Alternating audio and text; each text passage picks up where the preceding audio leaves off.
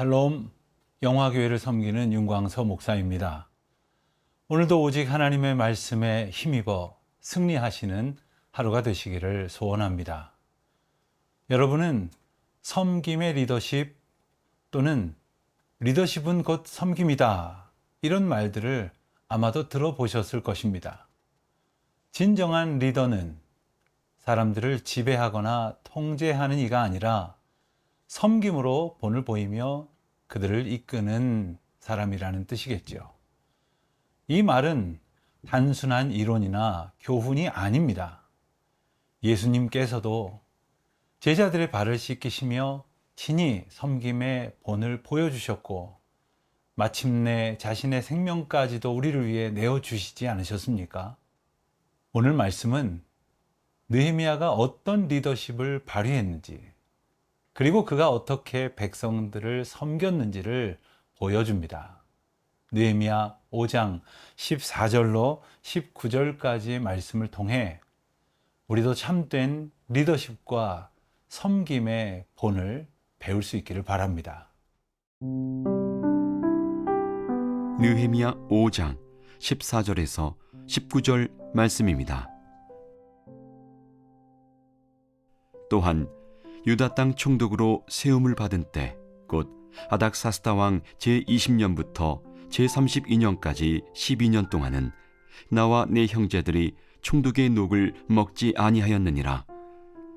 나보다 먼저 있었던 총독들은 백성에게서 양식과 포도주와 또 은 40세겔을 그들에게서 빼앗았고, 또한 그들의 종자들도 백성을 압제하였으나 나는 하나님을 경외함으로 이같이 행하지 아니하고, 도리어 이 성벽 공사에 힘을 다하며 땅을 사지 아니하였고, 내 모든 종자들도 모여서 일을 하였으며, 또 내 상인은 유다 사람들과 민장들 150명이 있고, 그 외에도 우리 주위에 있는 이방 족속들 중에서 우리에게 나온 자들이 있었는데, 매일 나를 위하여 소 1마리와 살진 양 6마리를 준비하며 닭도 많이 준비하고 열흘에 한 번씩은 각종 포도주를 갖추었나니, 비록 이같이 하였을지라도 내가 총독의 녹을 요구하지 아니하였음은 이 백성의 부역이 중함이었더라.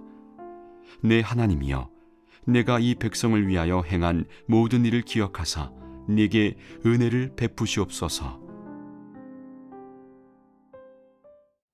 본문 14절부터 16절 말씀을 보면 느헤미야가 유다 총독으로서 어떻게 백성들을 구체적으로 섬겼는지를 우리에게 보여줍니다.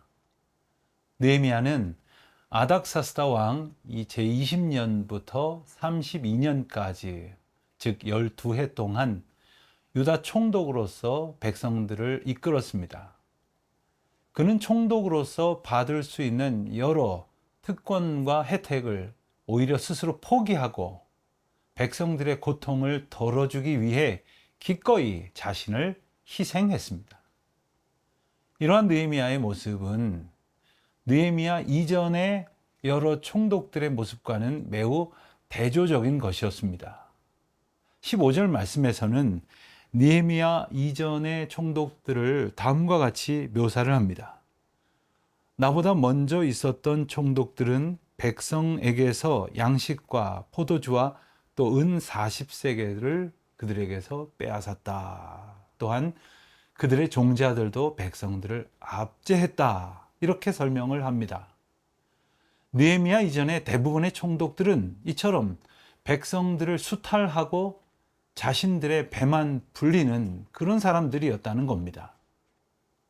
우리가 살아가는 동안에도 참 안타까운 것은 느헤미야와 같은 헌신적인 그런 지도자들만 만나는 것이 아니라 때로는 느헤미야 이전의 총독들 같은 이기적인 사람들을 만나곤 한다는 것입니다.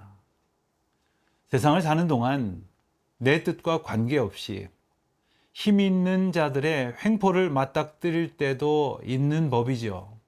우리가 그런 상황을 만나게 된다면 어떻게 견뎌야 할까요?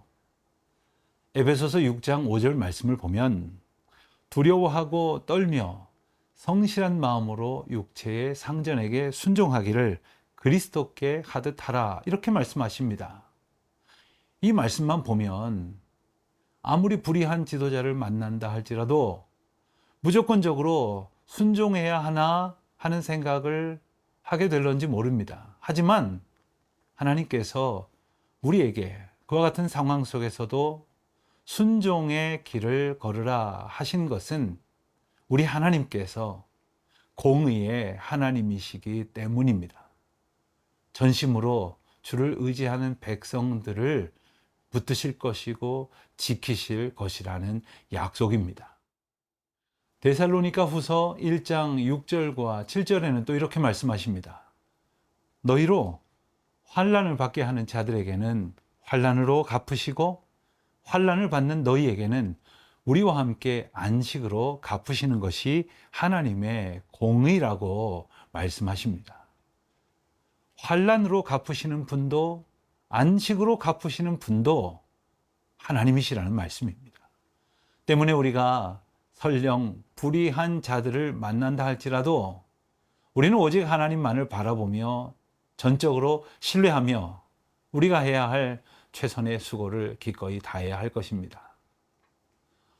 또한 오늘의 본문을 보면 당시의 총독은 그 지역의 백성들에게 세금을 징수해서 자신의 필요로 사용할 수 있었지만 느헤미야는 그런 권리를 주장하지 않았습니다. 왜냐하면 백성들이 이미 아주 무거운 세금과 짐에 시달리고 있는 것을 잘 알고 있었기 때문이죠. 그는 백성들의 어려움을 깊이 이해하고 그들의 고통을 덜어주기 위해 자신이 권력자로서 누릴 수 있는 특권을 기꺼이 포기했습니다. 또한 느헤미야는 백성들의 성벽 재건 작업에 직접 함께 참여했습니다. 그는 단지 명령을 내리는 권력자로서의 모습만이 아니라 실제로 그 일에 구체적으로 참여하며 백성들과 함께 땀을 흘렸습니다. 16절 말씀을 보면 그는 이 성벽 공사에 힘을 다하며 땅을 사지 아니하였다, 이렇게 말합니다. 이는 그가 자기가 가지고 있는 권력을 이용해서 부를 축적하지 않았으며 오직 백성들과 함께 성벽 재건에 땀을 흘리며 힘썼다는 것을 보여줍니다. 느헤미야의 이러한 리더십은 단순히 권력자가 힘을 휘두르는 것이 아니라 백성을 섬기며 그들이 겪고 있는 고통을 함께 감당하는 신실한 리더의 모습이었습니다. 우리도 때로 다양한 형태의 리더십을 발휘해야만 하는 위치에 설 때가 있습니다. 그럴 때면 느헤미야처럼 우리 앞에 맡겨진 사람들을 섬기며 혹 그들이 가지고 있는 고통을 덜어주려 애쓰는 리더가 되어야 할 것입니다. 느헤미야처럼 자기 권리와 특권을 기꺼이 내려놓고 자신을 희생하는 태도가 필요하다는 말씀입니다. 우리는 어떤 자세로 사람들을 이끌고 있습니까? 주님께서 보여주신 사랑과 섬김으로 헌신하여 하나님께 영광을 돌리고 맡겨진 사람들을 사랑으로 돌보는 리더 되시기를 소망합니다.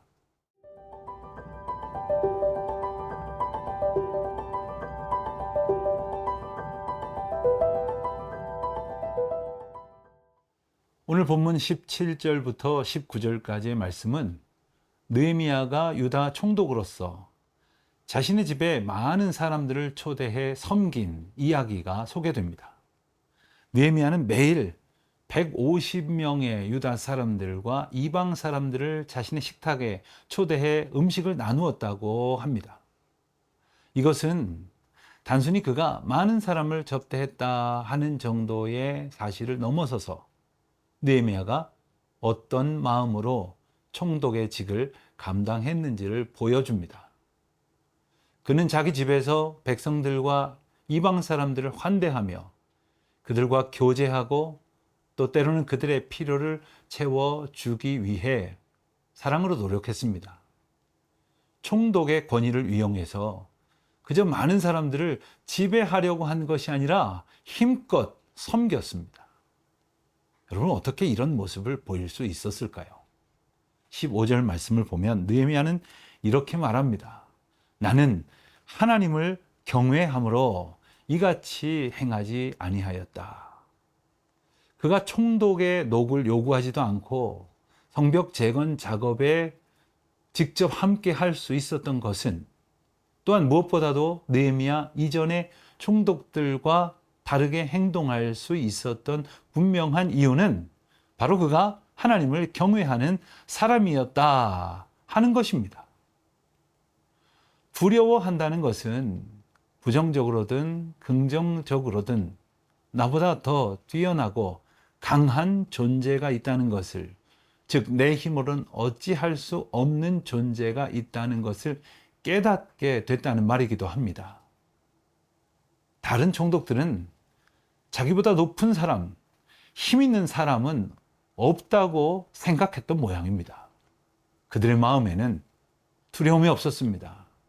그렇기에 이전 총독들은 그저 자기 이익을 채우려고만 했고 백성들에게 온갖 횡포를 부렸던 것입니다.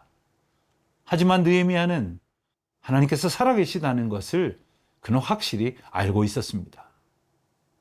그는 그 하나님을 경외하고 있었던 것입니다. 이것이 느헤미야가 이전의 총독들과는 다른 행동을 할 수 있었던 분명한 이유입니다. 느헤미야가 단지 정치적 지도자로서의 책무만 다한 것을 넘어서 하나님을 경외하기 때문에 자기 역할을 더욱 성실히 수행할 수 있었다는 것을 보여주는 것입니다.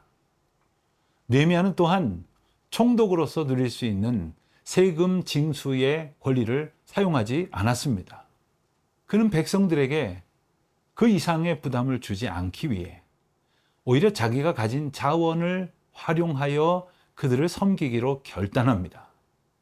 18절 말씀을 보면 이 백성들의 부역이 무거운 것을 그는 헤아렸고 백성들의 고통을 깊이 이해하며 어떻게든 짐을 덜어주기 위해 힘을 씁니다.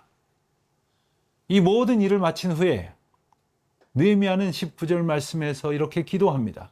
내 하나님이여, 내가 이 백성을 위하여 행한 모든 일을 기억하사 내게 은혜를 베푸시옵소서. 이것은 느헤미야가 지금껏 한 모든 일들이 그저 사람들에게 보여주기 위한 것이 아니라 오직 하나님의 은혜만을 겸손히 구하는 믿음의 삶을 추구했음을 보여주고 있는 것이죠. 느헤미야가 총독의 권세를 과시하며 자기 욕망만을 채우려 하지 않고 기꺼이 자기가 가진 것으로 오히려 백성들을 베풀고 섬길 수 있었던 것은 자기 자신이 하나님의 크신 은혜 가운데 살고 있음을 기억하고 있었기 때문입니다. 뿐만 아니라 모든 은혜가 오직 여호와 하나님께로부터 주어짐을 그는 기억하여 그 은혜만을 구하고 있습니다. 우리도 이와 같이 하나님 사랑에 날마다 감격하며 그 사랑을 기꺼이 나누며 섬기는 삶, 오직 주님의 은혜만을 바라는 삶이 되어지시기를 주님의 이름으로 축원드립니다.